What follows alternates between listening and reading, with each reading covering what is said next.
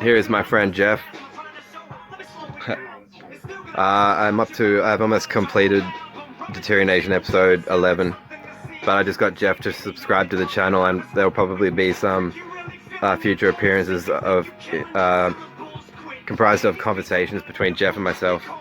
A future YouTube star in the making. That's right. No, nice one, Luke. Well and please, Jeff, take the opportunity to promote the radio show. thanks for that. Yeah, be happy to. Nice one. Tell them when. It's on 2XX, Canberra's Community Radio, Tuesday, 2 till 4, 98.3 FM. Fantastic. And that's news from the drug war front. And Jeff hosts that radio show, and it's brilliant. I've done a couple of article readings, but Jeff is the man. It's a very good liberal channel. That's good for free thinkers and responsible liberals, I think. But thanks. Cheers. $2 more. I'm here with my friend Fernando. He does not go to church like me. Why you leave church, Fernando? Hello. Who's the name? Can you say why you leave church? Oh, this one. Very close. Very close. Very close. No, why you leave the church? No church. Not yet. No. Why you go? Oh, nowhere. You know like? No like. Don't believe? No like. This the church. This girl. It's like just church or not? I'm asking you why we don't like church. No, I'm What like what makes you angry about the church? They piss you off? Oh.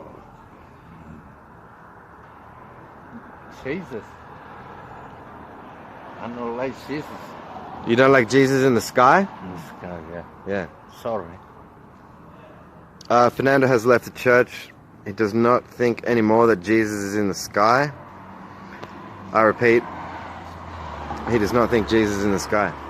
Anything else, Fernando? You like the Bible? No. Oh, hello. That'll have to do. Pinky. Now he's showing his true self, Terrible, his true terrible. colours. Yeah, it's nice color. Nation. Luke Banton's Deterioration. Ruined my life.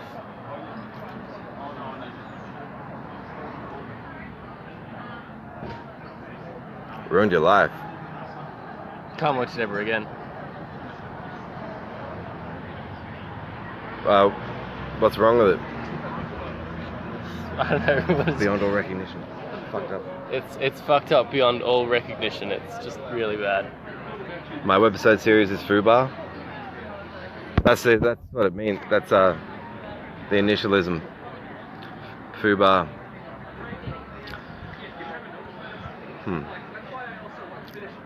Oh wow, that's pretty trippy.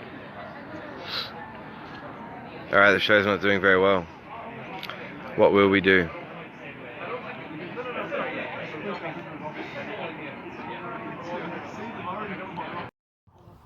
And who can be sure what evangelicals have been thinking in relation to TV, to television, now that, since the Christian media started to lose, its frequency of appearance on conventional television networks. Perhaps the believers looked at it thinking, who should we sacrifice? Hey, there's no one to sacrifice. And then I guess the Freemasons would coming at it from a different angle. Not so different an angle that they aren't stupid as well for their ideology. I avoid in almost every situation. I will avoid clashes with people. There are smart, intelligent, and decent people who are Christian. I'm not saying that I'm like a one man hate speech. But the capacity for challenging and putting to scrutiny ideals that religious movements will perpetuate is everybody's right, and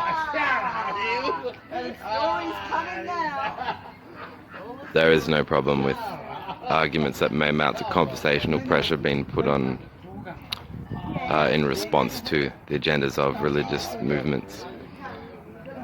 It's their ideas that have been challenged, and that's not directly related to issues I have with people I would consider my enemies, but I mean, in fact, I've been online quite more or less, certainly quite polite to people who I completely disagree with when it comes to epistemology and metaphysics and philosophy, but anyway.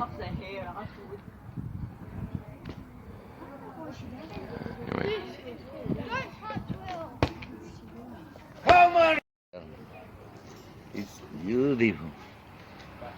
Christina Aguilera is Puli Puli.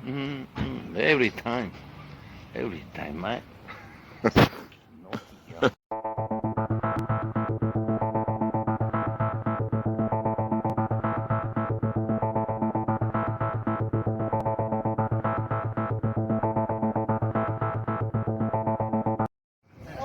On the to-do list, certain raisings of questions concerning, I think it will be states' willingness to tolerate imposition of religion and religious discrimination on civilians by private sector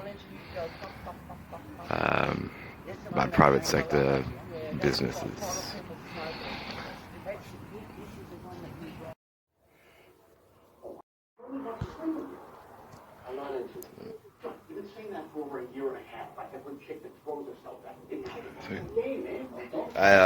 Yeah.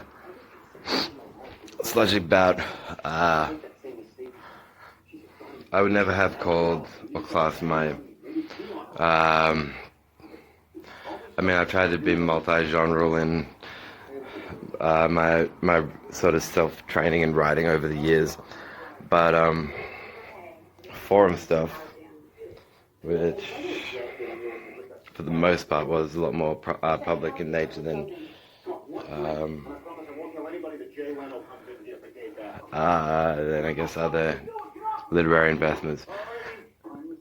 But I think when you set out to do certain things, achieve certain things as a writer, for integrity, for the sake of integrity, you know, you have to, of course, know that you can comfortably return home at the end of the day, know what you were about, and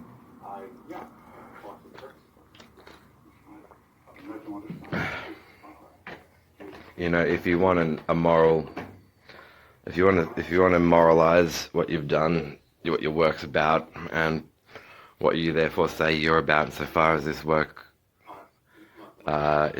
represents it, then yeah, that's precisely the regard in which I do not feel particularly. I mean, I can't afford to care because we're beefing, but I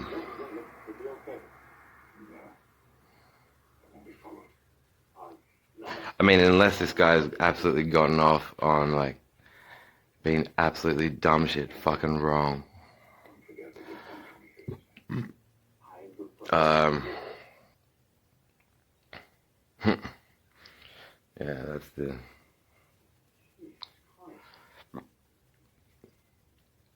that is the sad part. I mean, there's that ruthless aesthetic that we all learn about while we're on the staff team. Plus, if someone founded something, like there were certain people that were respectable enough of me when I started to DJ to go, well, this is your project that you've invested time in. You've done all these, you know, various kinds of parties. You've done all these clubs. But, you know, people in business stand back and we're gonna go, yeah, that's your whatever.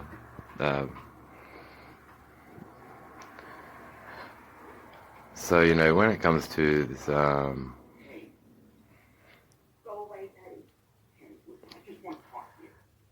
you know, the Kubrick shit,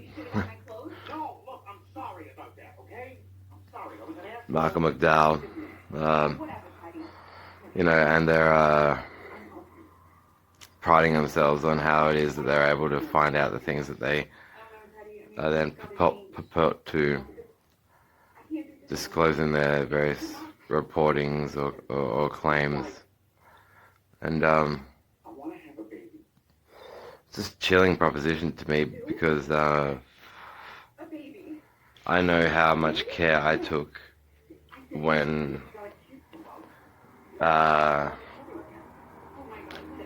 you know, I mean, I had a creative writing project, if you like, online that was philosophical. It incorporated fiction as well, and it had no one particular goal, because I was not getting. It wasn't that I was after it. I wasn't after attention, but in my non-theistic arguments, I'd only really represented negative atheism. That's because there was one experiment I wanted to do. There's that psalm in the Bible. I think it's chapter 14, verse 1. It says, "The fool says in his heart, there is no God." It goes on to then equate. I think the word is Atheos. I keep saying it Atheos, but I've been recently corrected. Atheos is the etymological original word for godless, but in the common tongue when it was first circulating, to be called godless would be like to be denounced as having no morals. So if you'd you know, if you hadn't observed all the customs in a particular community, then and they would piss you off, you know, they might use the term godless because it meant the same as like you fucked in the head. You know, you have no morals.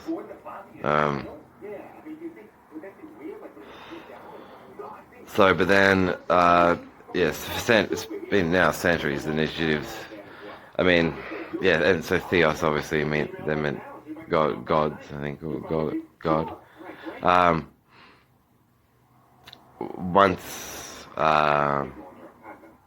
Once philosophy that, yeah, I mean, the first writer I read to comprehensively, and he's one of the best still after all the other hundreds of books, said, you know, we're divided into theists or atheists. There can be no other, and agnosticism is not an effective halfway house.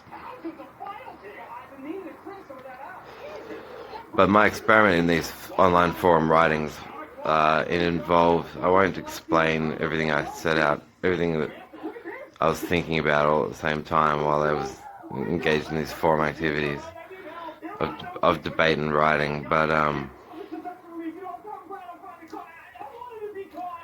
and a criminal mind isn't always the best. I definitely don't agree with that statement that you got to watch out for the quiet ones.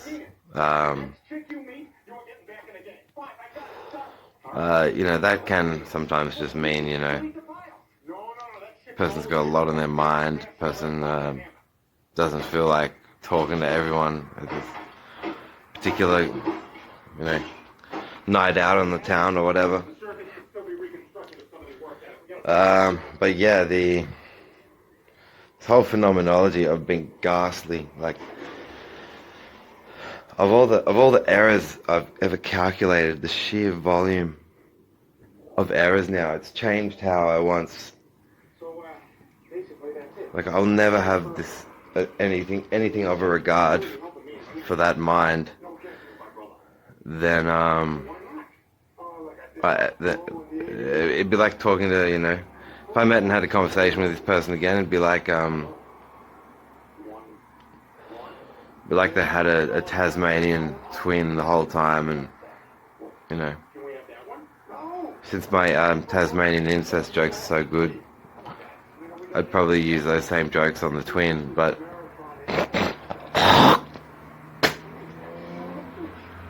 Um, but just to like, wow, it's proportionate to. I mean, if you get the homework assignment from high school and you've decided, fuck it, I'm watching Rugrats. I don't really care too much about this assignment. Then at least you've shot yourself in the foot toward your semester's grade. But I mean,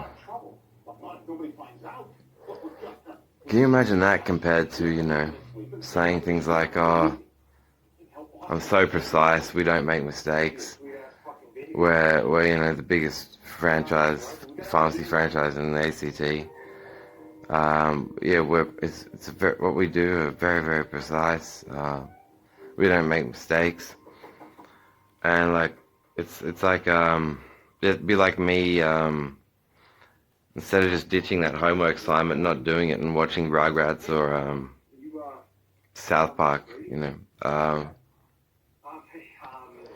be like me saying to the teacher, well, teacher, I don't make any mistakes. Your class is the best class that there ever was. Are you sure we weren't in Vietnam together? I'd take a bullet for you, but not in the dick.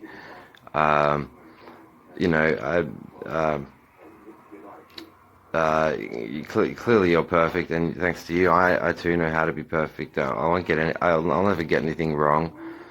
And this guy talking sort of in that sort of disposition, when he knows that I know that he knows that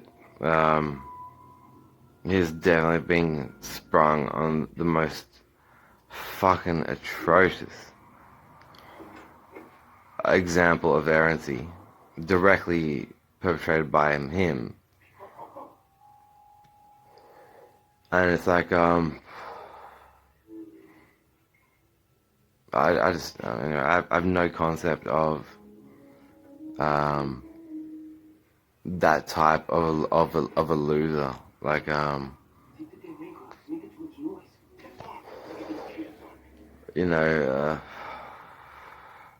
representing yourself to be something, and in reality, it's the concealment of the secret that the company owner was at all times stupider in pronouncing effective judgment on others, because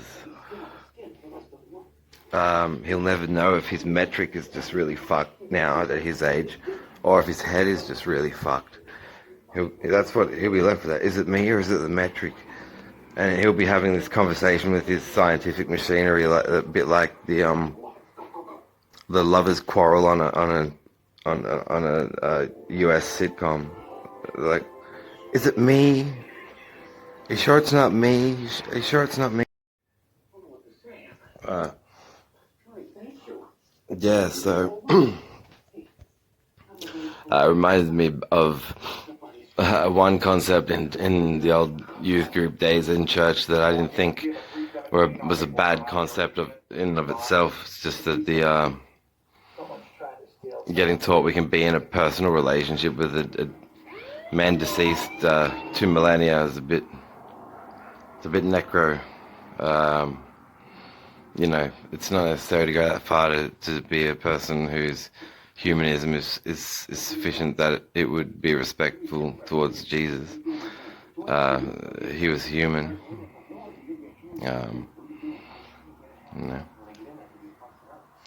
So, yeah. I just can't imagine what this dude's done to his mind, though. To profit from pseudoscience, it's sort of the only thing you really can excuse, that he can excuse to himself by appeal to his Freemasonry. But yeah, I'm reminded, and I've mentioned this story before in clips that didn't stay on the phone memory. It was back in CIT. Shelley, my classmate, I think, trying to recall if she was in the same class or not. I think we had different lines, but we were given the experiment of we had to diagram. yeah, with we had to make diagrams depicting the organelles and the shape of the paramecium, which are single-celled organisms, and so our only tools really there was a communal bag containing preservatory water, clumps of algae, it so happens that algae clumps are the main source of nutrients for the paramecium. So we were to take some algae, some paramecium, put them on a microscope, and then turn the microscope on and observe the paramecium feeding off algae, and then draw the organelles of the paramecium. And the viscous suspension methyl cellulose was on offer, so that once placed on a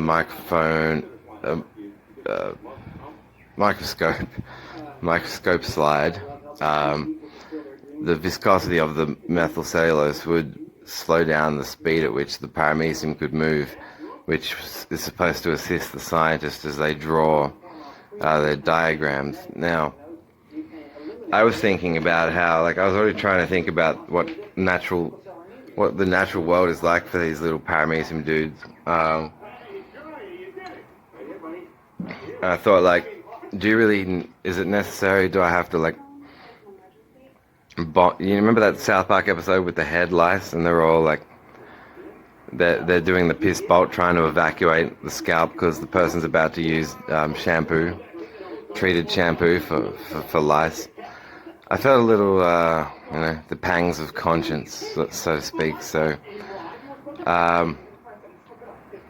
I just kind of put two and two together and went, well, how many ever paramecium were in that bag there with the algae clumps? We obviously can't visually count them with the naked eye because they're just too small, but if the ones that are there are naturally migrating toward the algae clumps, then just by drawing a sample of algae clumps that are big enough to be visible to the naked eye, then what is the bet that I can't just squeeze out the teat pipette and place the algae clump directly on my microscope slide? So I thought if I did that, I could bypass altogether any need for the methyl cellulose suspension, because the paramecium wouldn't be. I figured they wouldn't be moving if they found algae, they would be eating of it, and B, it's not really a natural habitat when it's flooded with methyl cellulose, is it? That's solely for the convenience of the scientific observer. So if it's feeding off algae, it's not going anywhere in a hurry, fast enough for me to get my diagrams finished, and it's natural. It's like its natural environment minus that it just left me and the microscope. But so I found a fuckload of them parked around parked in this clump of algae. I then drew the diagram I had to draw, and as I got toward the end of that diagram being drawn, I noticed that I would get a better view of the organelles if I turned up the intensity of light and heat on the microscope itself. So I did that, and this is called modifying the experiment. It wasn't discouraged. Our teacher at the time, Steve Ford, had said that we could suggest ideas and ways at which we were willing to modify experiments if we thought of ways in which we could, so long as the ultimate goals and objectives, as stated in the criteria for the assignment, aren't altered.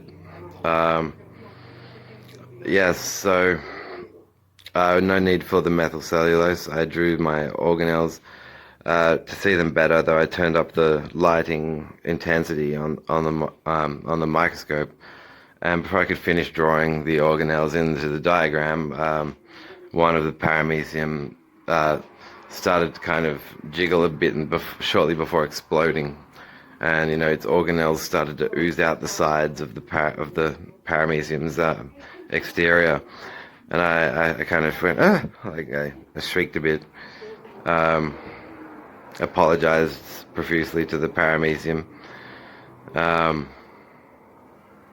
But this got deleted when I talked about this last time on the phone because, well, the point of it is that no honest scientist can truly ever deny that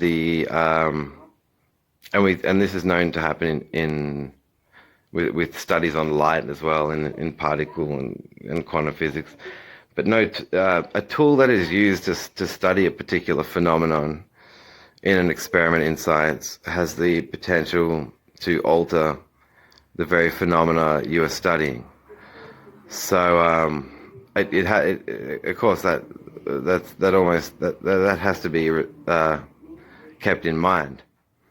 I think any scientist has to keep that in mind. And so, I learned it the hard way with the light from the microscope blowing up the organelles of a single-cell paramecium.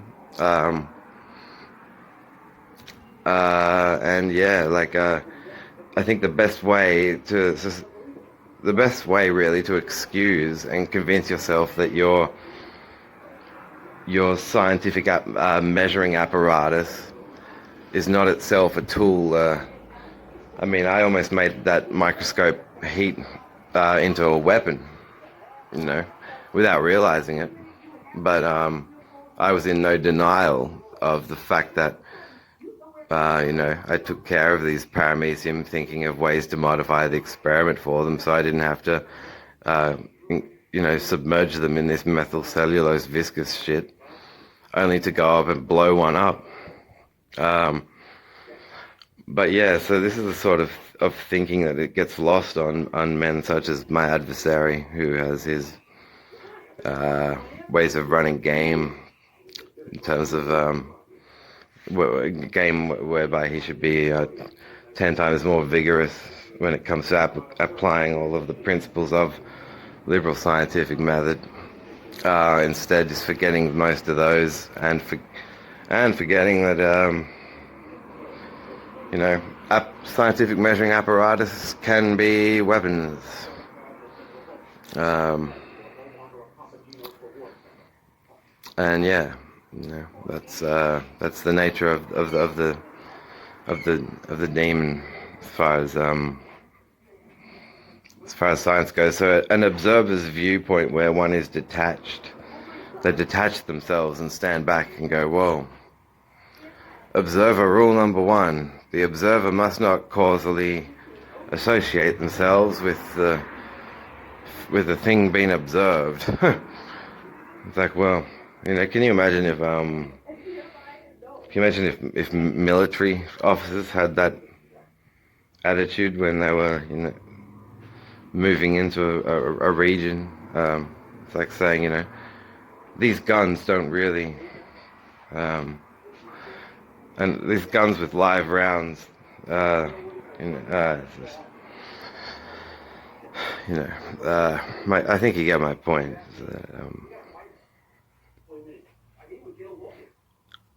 Yeah, and so what does it do to someone who cannot be true to themselves in understanding what they can cause, what the effects of their efforts can be, and they just want to fuck around and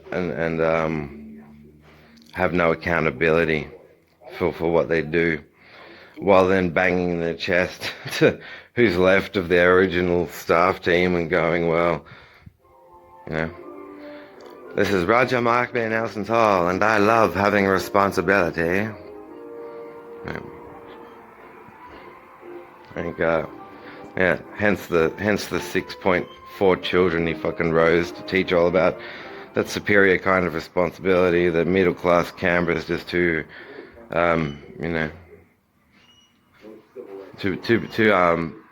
under average to know, or to deserve to know about.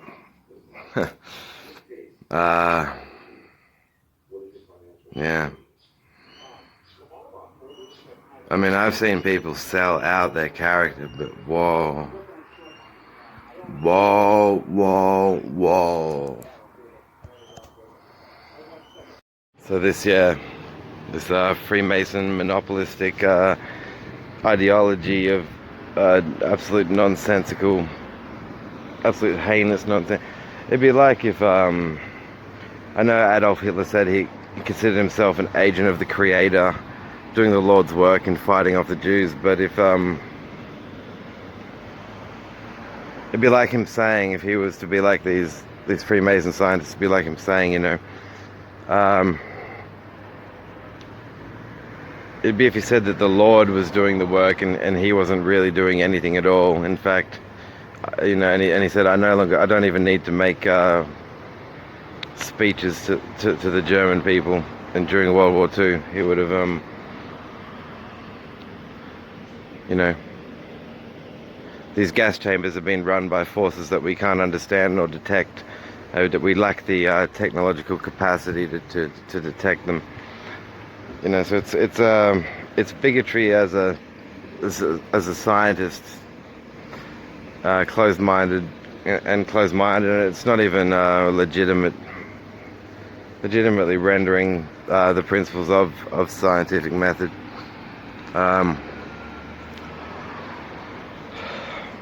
So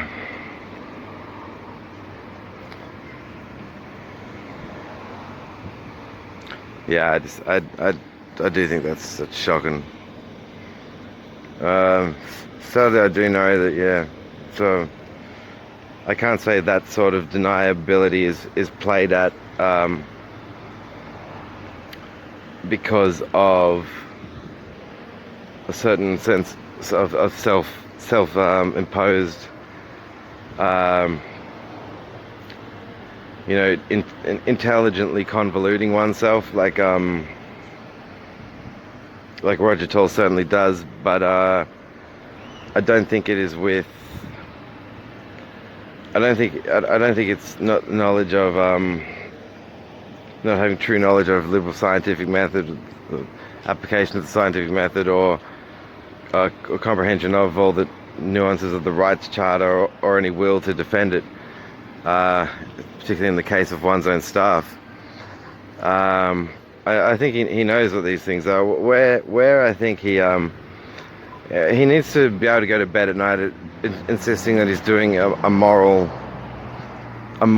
service to, if he doesn't think, you know, to his brother and sister and mother in Tasmania, then he has to be convinced he's doing a moral service in some way.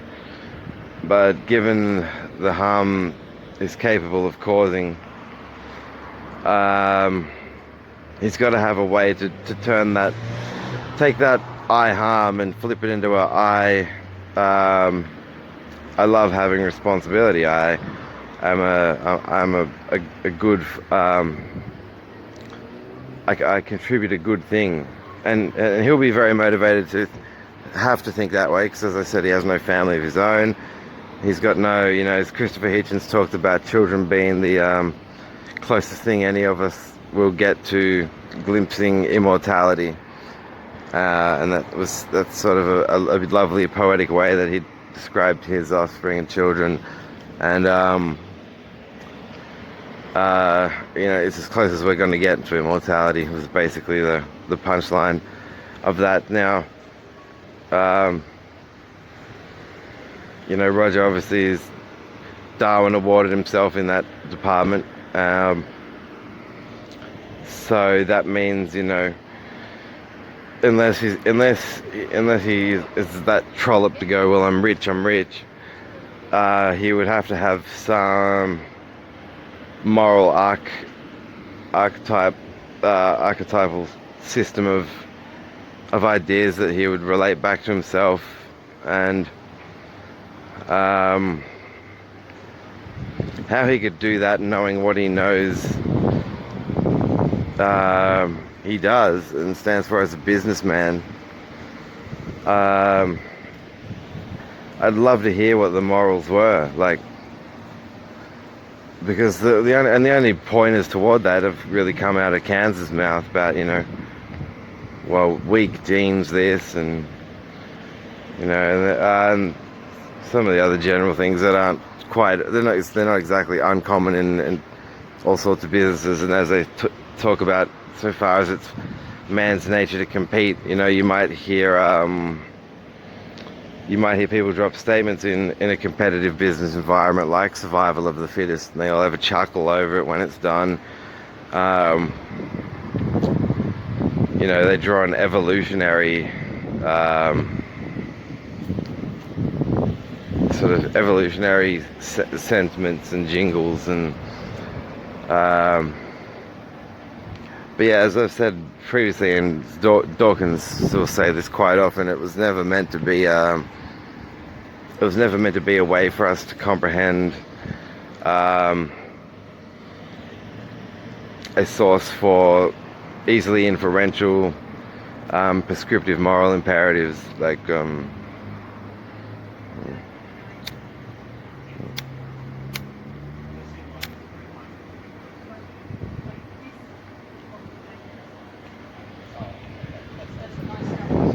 which is to say, evolution has told us how we got here as a species. DNA is now telling us we share, our ancestors are trees, and we share all life has a common ancestor, is the I guess the strongest, most powerful, parsimonious summarizing principle that it all boils down to. And the most universalist as well on that topic. So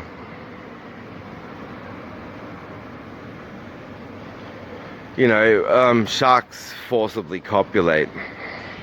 We don't observing scientists don't tend to say, well, we've just been studying the Aegean Sea and we seem to find one shark raping another shark. They'll use the term forcibly copulates. So if I mean, what if the business took a prescriptive moral imperative from that fucking little evolutionary story there?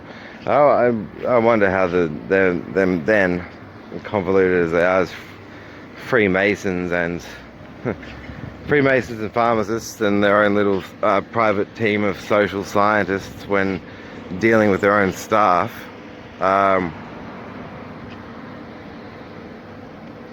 it's no wonder the majority of staff had this sense of them being eerie and shark-like. Shark in the businessman sense, not shark in the, you know, raping one another. Shark in the like, whoa, you don't want to mess with them, they're ruthless. But yeah, then over time you go, okay, well, alright, they've got a bit of voice clone software.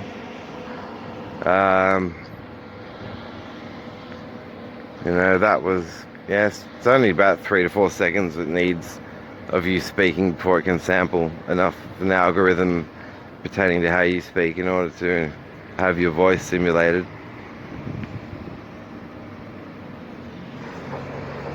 So voice clone software is real. If you Google it, you'll see it's real. People just don't like to think it could ever happen to them.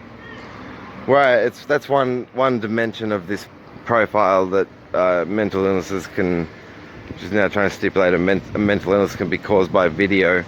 I was discussing this the other day, and I will in more depth when the time is right, but this sort of profile getting through and the public taking it seriously is gonna mean, like, if a person was to get hacked, various types of software hacks, smartphone hacks, computer hacks, if they have a smart TV, it could get hacked. So what happens then if they report the hacking? Will the cops investigate their software and hardware to see if they have been hacked or not? If so, will the cops have good hacking software when they do their investigations? Or will the cops find out this person's on the mental health register and go, oh, they have a psychosis or schizophrenia from video, so these claims about hackers must be ludicrous. And Yeah, that's one aspect of the profile which I find to be truly reprehensible, is that it's going to facilitate further injustices done to people.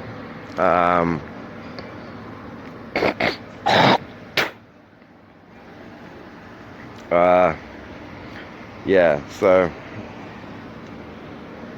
anyway, only is a stupid religion like Freemasonry, where they are saying, you know, their most potent theological claim is, well, we're a secretive group and we thought we'd be a bit edgy if we elevated the Luciferian mythological archetype over that of the biblical God. You know, we've got Christians running from us in all shock and horror, and I'm like, yeah, but as far as categorical thinking goes, like, you're making the same dumb mistakes and then going and being scientists. That's why I tell you they like their Freemasonry, is so that when you know, when they're doing that experiment on the paramecium, you know, they're overheating them at a dozen a minute with the high-powered microscope, and then you know, too stupid to jot it down in the notes. Like, oh, just strangely and without explanation, the paramecium just exploded from the heat from the microscope. You know, we've checked, and it seems that the paramecium are fans of Fleetwood Mac. So we'll make a profile and say, look, someone notify Fleetwood Mac, please, that their music's quite dangerous, costs the lives of dozens of paramecium. And it's an impediment to modern scientific research. Yeah, only the Freemasons could be that monarchy mad.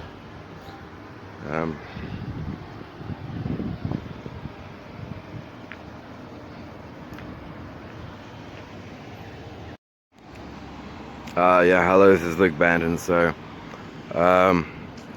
this is somewhat a plug, but and it's a plug of, as well as just a brief look at what I think is going on with atheism at the moment, and how there's a lot of real humane sort of stand back attitudes from who I would call the negative atheists, and I've identified as a negative atheist since 16, 17 years of age. But they are people who, if you buy books like Atheism, The Case Against God by George Smith, or Atheism, A Philosophical Justification by Michael Martin, they tend to portray and discuss atheism in the context of two kinds. One is just negative atheism, which is not a religion. It's there are sayings about it like atheism is a religion, like abstinence is a sex position, or atheism is a religion, like off is a TV station. It's just they're non-comparable, because there's nothing to believe in. It's not nihilism either, where they're saying, you know, like old original nihilism, where it's like nothing fucking matters. It's not that at all. It is just about abstaining from supernatural God belief. So in George Smith's book, he does mention, you know, the three monotheisms: Judaism, Christianity, and Islam, but he tends to focus on Christianity and the atheists' response to Christianity. So in a debate, what a negative atheist will do is that they will listen to and comprehend all the arguments put forward for why God exists, or why Christianity is true, or whatever religion the theists are arguing for in that case, and they will deconstruct, rebut, and disprove their arguments. So all the negative atheist does is sort of says, you know, I'm here if you have a case that your religion is true. I'm even possibly willing to convert to it, but you just haven't made a case, a good enough case that your religion is true. So atheism, as its broadest sense, doesn't mean you're running around saying there is no God and you're all like, you know, you're egging houses going, there's no fucking God. It's much more chilled. It's like high school weed. It's the high school weed of, you know, we're just chilling back here. If they can prove it, we'll believe. If they can't prove it, don't worry. And so I just smoke weed. I haven't for years, but when I first started, I found it to be quite relaxing. But so then there's positive atheism, and positive atheism is a little more assertive. It's not a preaching thing, but it's positive. To be a positive atheist is to say that you understand the arguments that you could make to demonstrate logically that no gods exist. You know, to sum up most of the different religions going around, there's about 1,000 gods anyway. So like, if you were in a religion like Christianity with one God, the Heavenly Father, then you would be an atheist still regarding all the 999 other gods you don't believe in. And that's why there's that popular expression, atheism, we go one God further.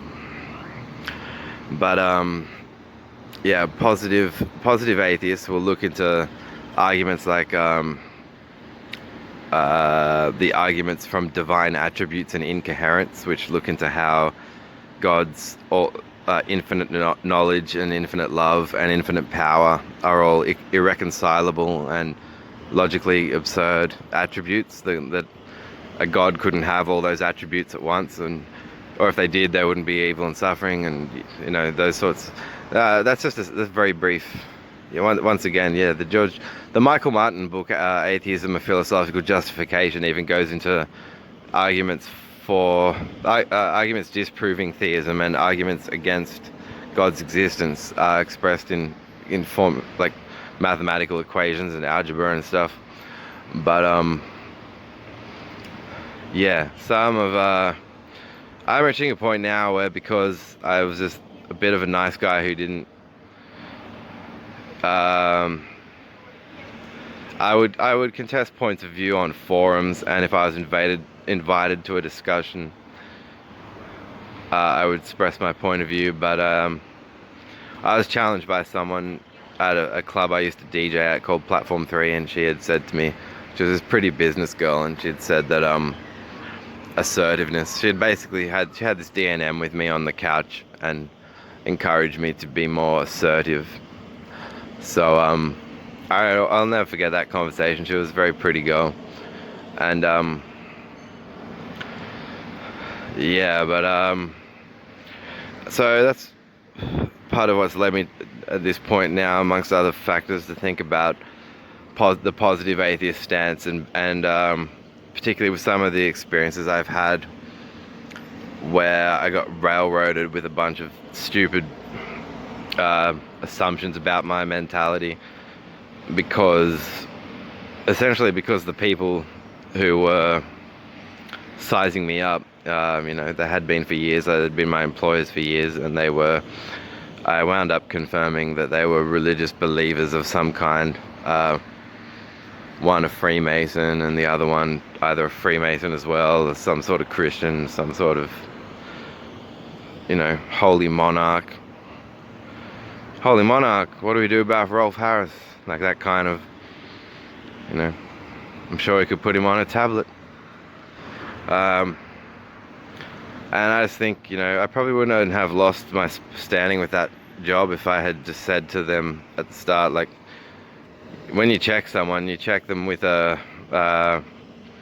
from your point of view, there's a parameter of a language, like a linguistic framework that you perceive with and look through, and like books on epistemology will help you to broaden your horizons on that sort of thing, because like I now see this happening quite a bit, and can be quite damaging to people's lives, you know.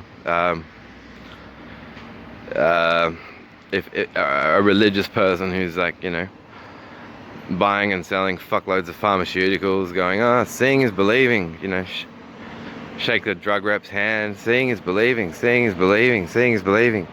Run checks on Luke, oh, Luke's watching Nightmare on Elm Street. Like, oh no, what's he gonna do? What if he takes drugs and dresses up like Freddy Krueger and actually puts, you know, blades on his hand? Like, the sort of reserved, I understood I don't dress the same as everyone, but yeah, just the types of but religious belief can convolute a tolerance for diversity and appreciation of diversity within the context of functioning human rights, and that's why I think there are terms like religious discrimination. But what has pissed me off, and when something pisses me off, I think this time around it's definitely inspired a book that I've nearly finished. But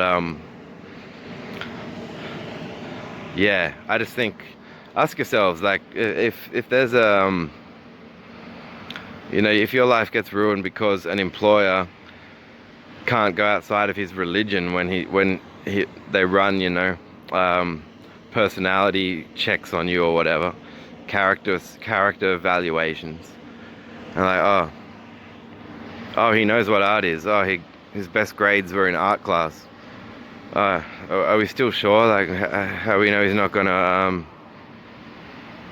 anyway, just the questions they ask are stupid. I mean, I know what it means to edit films and make music videos and, you know, film scenes and act roles, and yeah, you don't really saying you believe in, you know, any suggestion you take your source for prescriptive moral awareness is from the theater. It's bullshit. Like, you feel something in art and it inspires you, and you leave and you think about why, and you and then you comprehend that. But yeah, this lunatic's judgment it's really reinforced a concern that I think I had from the outset. But at church, it was a case of like people being mistreated or sexually abused or harassed because of biblical Christianity fucking someone's head up. And I didn't think I'd have any sort of comparable concern of any kind in the private sector pharmacy world, but I turned out to be wrong, and that turned out to be why, like, the owners had this enigmatic, quiet distance, like, oh yeah, okay, we'll think you'll be right, and, like, you know, and plus you're supposed to be working to be in their good books and earn their approval. But then when that became tantamount to making some sort of religious believers acknowledgement or conversion or whatever they were trying, I just went, this is sick. Like, this is absolutely sick. It's beyond a fucking joke. So I am concerned about, yeah, like the damage that the danger and the risks that it poses if people are getting sized up and profiled. And you might think about this in your job, is your, you know, if a boss is checking you while you're working your job and, you know, approving of you in one, saying, you know, yeah, okay, oh, we have a bit of an issue with you. Oh, as soon as they start to intimate they have an issue with you, like, ask them to either write it on paper or tell you to your face, what is the fucking issue? Say it, and say it now. And if it's some sort of, if it turns out, because you might need to find out that you're not actually employed by a religious fucking grand poobah from the Freemason club of fucking weirdos before things escalate and they misjudge you too much for too long. But there'll be more on this, and that's from my take from it. I'm definitely thinking more about enjoying my godlessness in the sense that I assert it a bit more. I have wondered if like naturalistic philosophies and irreligion and atheistic logical epistemology is a better way to even make sense of the claims made by Christianity in the first place. So that means when I talk about them, I'm not being a Christian. Hopefully that's clear enough in the videos that are going up on this series on my YouTube channel. But yeah, the positive atheists, when invited to a debate, or that someone agrees to debate them or wants to debate them, are able to argue that no gods exist. And Professor Victor Stenger, the particle physicist, has written books like God, the Failed Hypothesis, and Not by Design, The Origins of the Universe, and he is very interesting. He was sort of an email corresponding mentor of mine for some years till he died. Well, he died I think 2014.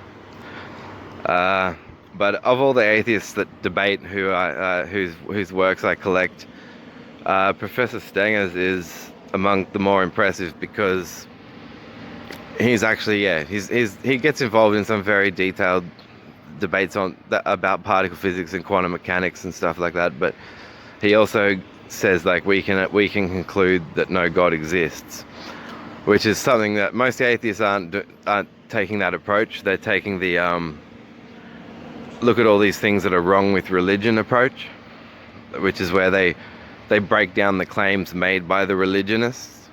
So Professor Stenger can break down the wrong claims made by religionists, but then he can also add to it and say, well, here's my argument for why your God doesn't exist.